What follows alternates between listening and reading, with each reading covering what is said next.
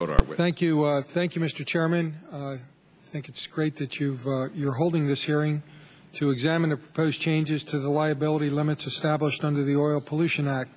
As we know, several members on both sides of the Capitol have proposed to dramatically raise or even eliminate the statutory caps on liability. I want to ensure our committee reviews these proposals closely to determine their impact on operations in the maritime industry, which could be very far-reaching. I hope today's hearing will be the first step in a process that resets liability in a way that is commensurate with the risk and potential damages associated with activities on board the vessel or facility. I strongly believe we should raise the liability limits. In 2006, I was the lead sponsor of a bipartisan bill that restructured and raised these limits for the first time since Congress originally passed OPA in 1990.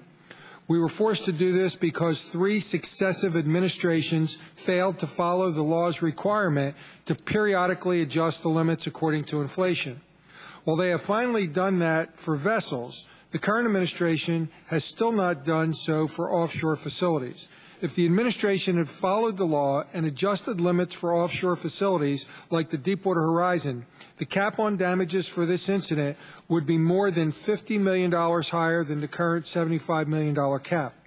This adjustment could be made immediately, and I urge the administration to do so as soon as possible. The administrative action would be a good first step, but I agree we must raise liability standards to account for the significant changes that have occurred in the offshore drilling industry since 1990. I look forward to working with the chairman, you, Mr. Chairman, of the full committee and the chairman of the subcommittee to develop legislation that adjusts liability limits to come in line with the risk.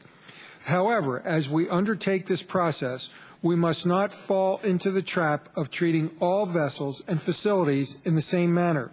I think it is important the risk for a major oil spill from a small, non-tank vessel is not the same as the risk associated with an oil-laden tanker vessel or an offshore drilling operation.